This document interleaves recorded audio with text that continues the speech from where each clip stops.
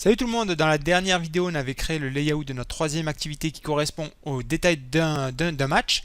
Si je clique, voilà ce qu'on avait fait donc. Il nous faut donc maintenant remplacer les données. Avant de faire ça, je vais vous montrer les petites modifications que j'ai fait. Vous retrouverez ça sur le lien GitHub, je crois que c'était le commit qui s'appelait Fix Card View, un truc comme ça. Donc allez y jeter un œil pour avoir les fichiers un petit peu modifiés, tels que je les ai maintenant. Donc j'ai remodifié le linear layout par la card view. J'ai remis les attributs corner radius, elevation et padding. Là j'ai attribué un style. Et donc ce style c'est quoi? On va venir, il faut revenir dans style.xml. Là donc j'ai créé un nouveau style card view style avec Android foreground comme item. Et là j'y ai passé le drawable state rowing qui lui a été modifié. Je vais le voir. Et là j'ai juste mis l'Android state pressed, bon, toujours à true. Et là j'ai juste changé la couleur. J'ai mis à pressed. Et donc cette couleur en fait c'est juste un blanc avec un peu de transparence. Donc en fait sur les appareils pré-Lollipop on aura une sorte d'effet un peu blanc-gris lorsqu'on clique. Sur les appareils après Lollipop on aura le Ripple Effect. Et c'est d'ailleurs, je vais aussi vous montrer donc style.xml en 21 pour la version 21. Et donc là vous voyez le Android Foreground c'est l'attribut Selectable Item Background. Bon ça se voit pas très bien je pense en plus sur la vidéo, mais il y a un effet de Ripple Effect. Je sais pas si ça se voit correctement. Je pense que oui. Donc voilà pour l'état actif. Deux autres petites choses que j'ai changées, enfin deux ou peut-être plus d'ailleurs, dans notre ce qu'on a fait la dernière fois, l'activité layout, j'ai rajouté une ligne Android Fit System Windows à true. Si je le mets pas, je vais vous montrer ce que ça donne. J'ai également rajouté cette ligne Android Fit System Windows True. Sinon, sous les appareils après Lollipop, on aurait eu tout le layout, tout l'ensemble de notre troisième activité qui serait passé sous la status bar. Donc c'est pour ça, j'ai juste rajouté cette ligne.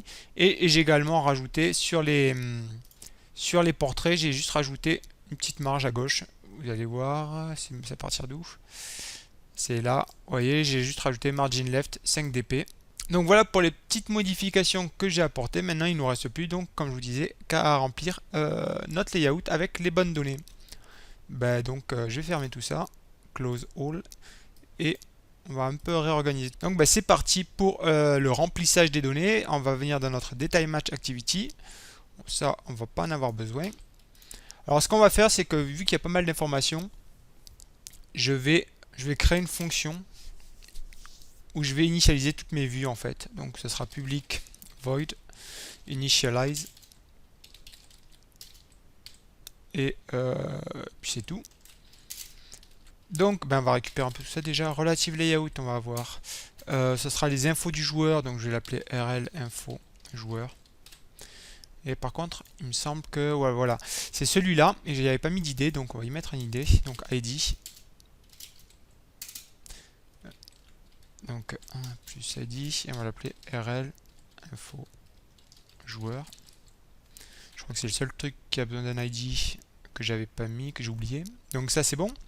Ensuite on va avoir besoin de quoi? Alors private, on va avoir des text view, il va y en avoir un paquet, il y aura le type du match. Ensuite le level, les gold, les CS, le KDA, la date, la duration et la creation. Ça c'est pour les text view. On aura également les image view. Donc image view. On aura donc le portrait de notre champion.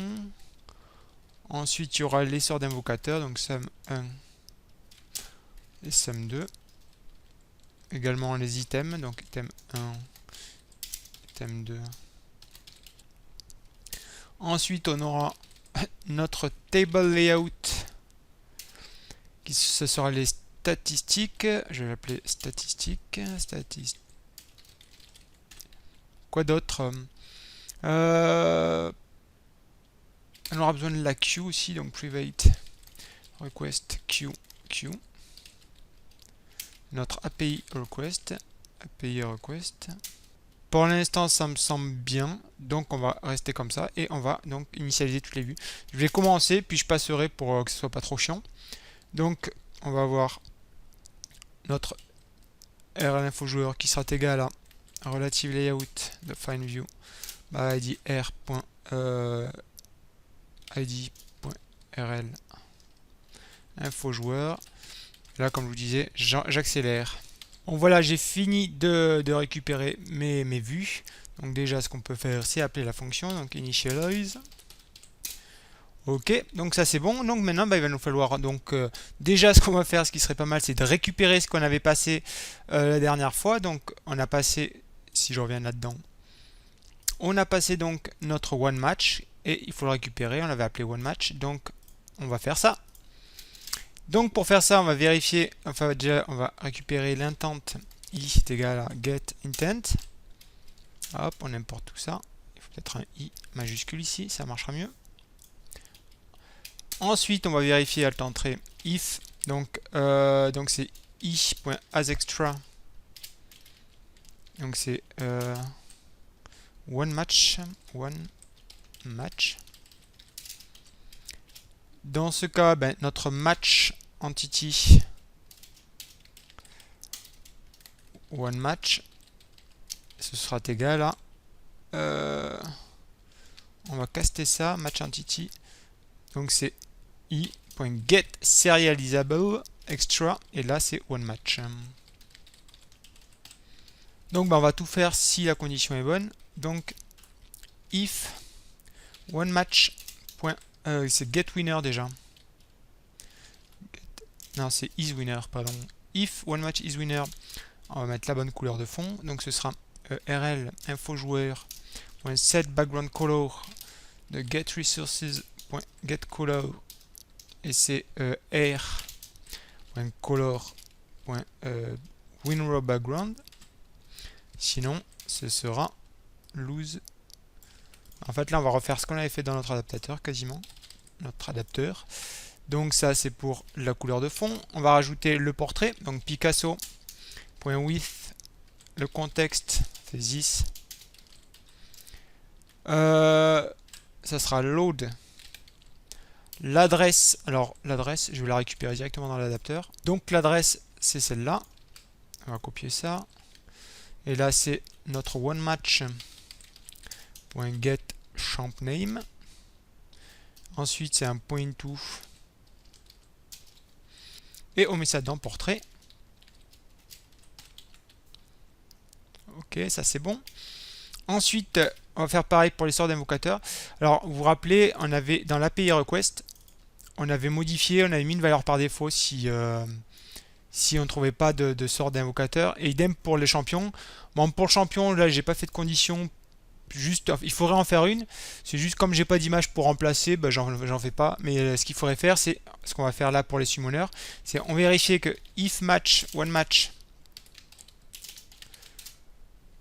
Donc c'est get sum 1. Si c'est égal à default, donc Picasso.with this.load, et là on va juste y mettre r.serable.empty .into sum 1. Si c'est pas bon, et si par contre on a bien une image, ben on va mettre l'image. Donc c'est, et l'adresse, alors je vais vous la marquer, je vais pas retourner sur le site. Donc c'était au champion, c'est juste spell, bon, c'est pas compliqué, spell. Et là bien sûr on va y passer également plus, donc c'est onematch.get sum 1 into sum 1, et hop, ça on va le faire également pour sum 2. Et on remplace juste tout. Tac.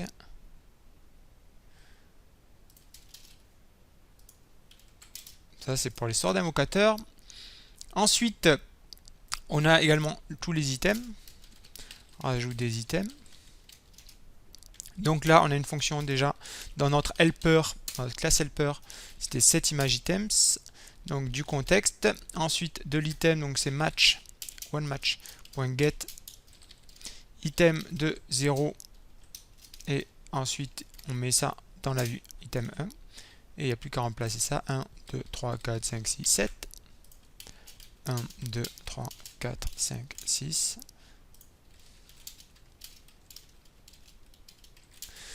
Ça c'est pour les items. Ensuite pour les infos, je vais faire des commentaires. Les infos. Donc on aura type match .set text de one match .set get, c'était type match. Ensuite on aura level .set text de one match .get, c'était level, champ level. Par contre c'est un entier, nous on veut du string, donc string .value of, et on y passe tout ça. Et là ça s'appelle juste duration et creation. Déjà on va voir où on en est. On va lancer ça. Alors bien sûr j'ai une erreur, mais c'est normal, si j'initialise mes vues après, après avoir rempli les données, ça va pas le faire du tout. Donc ça bien sûr ça vient là. On relance.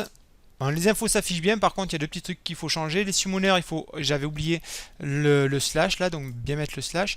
Également pour les gold, je vais afficher, au lieu d'afficher 14 000, je vais afficher 14K, donc je vais juste reprendre ce que j'avais mis la dernière fois. Donc c'est tout ça là, hop. C'est dans détail match. C'est où les gold?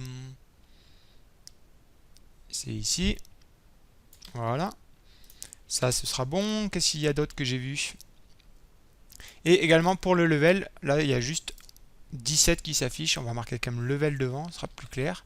Donc je vais juste faire level, et ouais, juste comme ça, level, et voilà. Donc ça c'est bon, il nous reste à faire donc rajouter les portraits pour les vainqueurs et les perdants. Donc je fais ça. Donc rajout, on va mettre un commentaire, rajout des vainqueurs. Ensuite ce que je vais faire, c'est que je me crée une nouvelle fonction dans la classe helper. Donc ça va faire public statique, donc ce sera void, on va appeler set image portrait.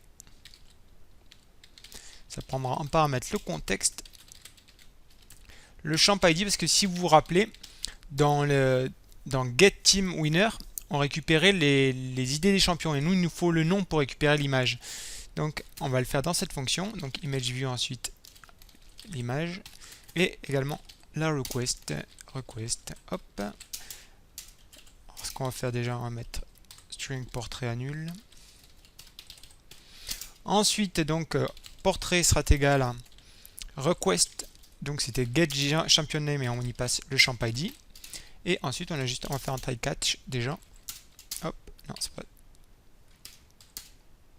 Et ensuite, on va juste rajouter l'image, donc Picasso.with context.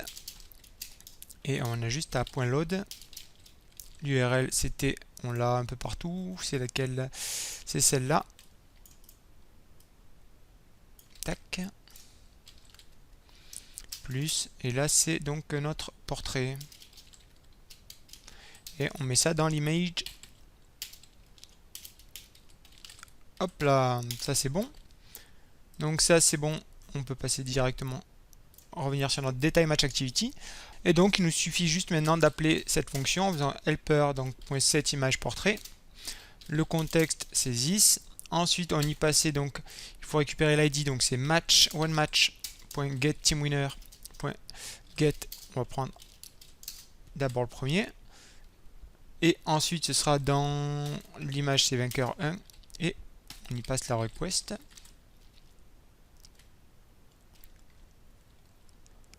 Et on va copier tout ça, 2, 3, 4. 1, 2, 3. Alors pour le dernier portrait, c'est un poil différent puisqu'on veut agrandir l'image en fait. Parce que le dernier portrait correspondra au champion du joueur qu'on recherche. Donc il va falloir faire des conditions. Pour ça, on va déjà vérifier que donc c'est one match.get champ ID qui soit égal donc à one match.get team winner de, donc ce sera .get de 4. Si les deux champions ID sont équivalents, et donc il faut qu'ils soient winner, donc one match.isWinner c'est true. Dans ce cas, on va agrandir l'image. Pour agrandir l'image, on va utiliser, donc on va récupérer notre vue, faire get layout params.8. Le petit problème de cette méthode, c'est que on met une valeur et la valeur elle est en pixels et nous on l'avait en dp. J'avais mis 50 dp et 50 dp pour les portraits normaux entre guillemets et là je voudrais que ça fasse 70 dp. Donc pour ça il va falloir multiplier par la densité.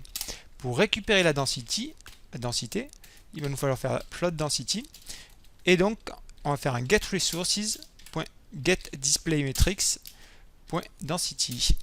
Et à partir de ça, il ne nous reste plus qu'à multiplier la valeur qu'on veut par la densité. Et donc, on aura notre taille de l'image, on va appeler size, sera égal donc à int, et on va caster, donc ça sera, donc on va utiliser 70, on n'aura qu'une valeur à utiliser dans ce cas, donc fois density.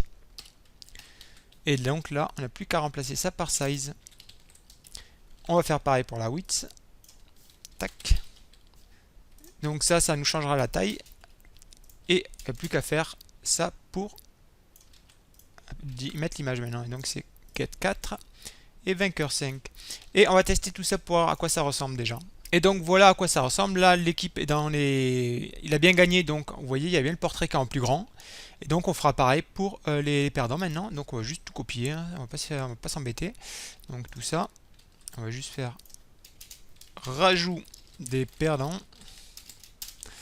Et donc on va remplacer là, là, là par loser. Là c'est bon et là aussi par contre. Là c'est bon et là ce sera pas vainqueur mais perdant. Alt J, tac tac, tac tac tac. Et c'était perdant. Et voilà, et normalement. Par contre, il nous faut changer également Wisner et false. Sinon ça marchera pas. Donc je remets play, je relance. Et donc maintenant si je teste, si là, dans une partie où il a gagné, on a bien le portrait en grand du champion là. Et si je reviens sur un match où il a perdu, on a bien le portrait également en plus grand, mais dans l'équipe des perdants cette fois-ci. Donc on avance bien, il ne nous reste plus que les statistiques à faire. Donc c'est parti pour les stats. Donc pour les statistiques, donc là on va faire affichage des statistiques. On avait, si vous vous rappelez bien, on avait un link hash map, et donc on va itérer à travers lui pour afficher des trucs, et on va également créer des table row dynamiques. Donc pour ça, on va avoir besoin de l'objet itérator. Itérator, on va l'appeler comme ça. Ça est égal donc à oneMatch. Alors ça sera getStats. Et ensuite on va faire un entrySet et .itérator. Hop. Et là on va vérifier, on va faire while tant qu'il y a itérator.next, .asNext. On va faire un truc. Donc déjà, on va faire un hmap.entry, la key sera égal à hmap.entry et on va faire itérator.next. Ensuite, qu'est-ce qu'on veut? On veut créer une table row. Donc on va créer une table row qui s'appellera row, new table row de this. On crée une nouvelle vue là dynamiquement en fait. Ensuite, il nous faudra le text view pour la clé. Et il nous faudra pareil pour la valeur. Donc ça sera new text view pareil de this. Et également, on va y mettre également d'abord, déjà je ne vais pas l'appeler key, je vais l'appeler tvk. Hop. Et ça, on va lui mettre tvk, on va lui mettre une size.setTextSize. On va y mettre 15. Ensuite, on va faire pareil, mais avec value cette fois. Donc on va copier et coller. Donc tv value, ça, et ce sera tv value. On va mettre pareil. Ensuite, on va ajouter ces deux text view à notre row. Donc .add view, et là on y passe donc notre tvk et on fait pareil avec la value. Voilà. Alors maintenant, il va me falloir modifier quelques paramètres, quelques attributs, la width, la height et également la gravité pour les deux text view. Et pour ça, pour le faire de manière programmaticale, il va falloir utiliser linearLayout.layoutParams. Donc ce sera lparams, on va appeler, kparams, bon c'est pareil. Ce sera pour la clé ça, parce que on aura deux valeurs différentes. Donc ensuite on va caster ça, donc linearLayout.layoutParams. Et là, ça sera donc tvk.getLayoutParams. Ensuite, on va mettre donc ces kparams. On va y mettre donc la width à 0 parce qu'en fait, on va y mettre une weight. On voudra que ça prenne toute la place disponible. C'est la clé. Donc width à 0, lparams, non kparams, donc weight, on va mettre ça à 1. Et pour la hauteur, j'avais mis, moi je crois, j'étais à 20. Et multiplié par density pour l'avoir en dpm. Hop. Et maintenant, on rajoute ça, donc .set layout params. Et donc on y passe notre key params. On va faire le même principe pour la valeur. Donc ce sera, on va faire peut-être copier-coller même. Donc tac. Donc là ce sera value params. Là c'est pareil, sauf que là c'est tv value. Donc maintenant je vais changer la gravité, donc ce sera value params.gravity. On va mettre ça à droite, gravity.right, c'est une constante. Ensuite on va garder la hauteur par contre, donc ce sera value. Et on n'a pas besoin de weight du coup. Tac, on va juste faire comme ça. Et je pense qu'on est pas mal. Et donc on va faire tvk sera égal, enfin .setText. Et donc on va récupérer notre clé .getKey et donc .toString, hop là, et pareil pour notre tvValue .setText, donc c'est key.getValue, getValue.toString. Et maintenant il nous faut rajouter ça à notre table layout, donc on va faire pour ça add view. Ensuite on va y passer donc l'arrow et on va faire un new table layout params pour mettre quelques trucs, et là on aura view group. On va le mettre en match parent et on sera match parent et wrap content, je crois. C'est wrap content. Hop là. Et moi je pense qu'on est pas mal. On va tester ça pour voir ce que ça donne. Et donc voilà pour les statistiques, ça marche bien. Donc on a fini pour cette troisième activité, toutes les données sont remplies. Il ne nous restera plus qu'à voir, pour finir ce prototype d'application, comment enregistrer la dernière recherche en session pour pouvoir recliquer dessus plutôt qu'à chaque fois retaper un nom. Donc moi je vous dis à plus pour la prochaine vidéo, ciao.